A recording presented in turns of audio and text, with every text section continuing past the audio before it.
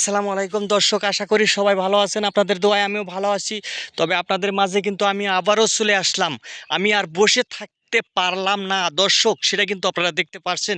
এত সুন্দর নাটক, এত জনপ্রিয় নাটক, সেই নাটকটা কি না দেখে কি বসে থাকা যায়? কোনো দিনও না দর্শক, সেটা কিন্তু আপনারা দেখতে পারছেন। যারা যারা এই নাটকটি দেখেছেন তারা তারা তো দেখেছেন, যারা যারা এখনও দেখেন নাই অতি তাড়াতাড়ি আমার এই ছোট্ট চ্যানেলটি সাবস্ক্রাইব করুন। সাবস্ক্রাইব করলেই কিন্তু সবার আগে দেখতে পারবেন দর্শক।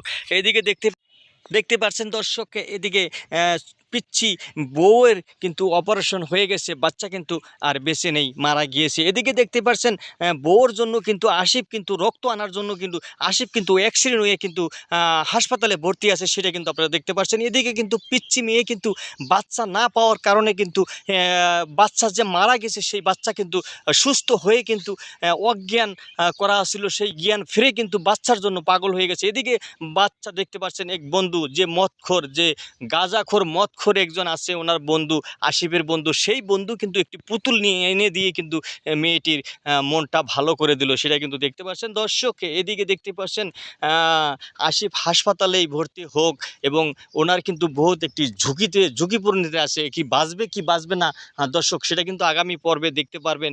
এদিকে দেখতে পাচ্ছেন ডক্টর কিন্তু বলে দিয়েছিল মা যদি বেঁচে থাকে বাচ্চা কিন্তু বেঁচে থাকবে না, বাচ্চা যদি বেঁচে থাকে মা কিন্তু বেঁচে থাকবে না, যে কোনো একজন কিন্তু বাঁচিয়েছে ডক্টর, সেটা কিন্তু আপনারা দেখতে পাচ্ছেন। এদিকে দেখতে পাচ্ছেন আগামী পর্বেতে আসলে কি আসিফ কি মারা যাবে কি বাঁচবে, সেইটাই কিন্তু দেখতে পারবেন দর্শক। আশিক মারা গেলে এই মেয়েটার কি হবে? নাটকটি আরও 4 নাম্বার পর্ব অবশ্যই দেখতে পারবেন, 5 নাম্বার পর্ব কি দেখতে পারবেন কিনা সেটাই কিন্তু আপনারা জানতে পারবেন আমার এই ভিডিও লাস্ট মুহূর্তে দর্শক। এই আগামী পর্ব, আগামী 4 নাম্বার পর্বটি কখন চলে আসতেছে সেটাও কিন্তু আমি আপনাদেরকে এক্ষুনি জানিয়ে দেবো দর্শক। হ্যালো দর্শক, দেখতেই পারছেন আগামী 4 নাম্বার পর্বটি বৃহস্পতিবার সন্ধ্যা 7টায়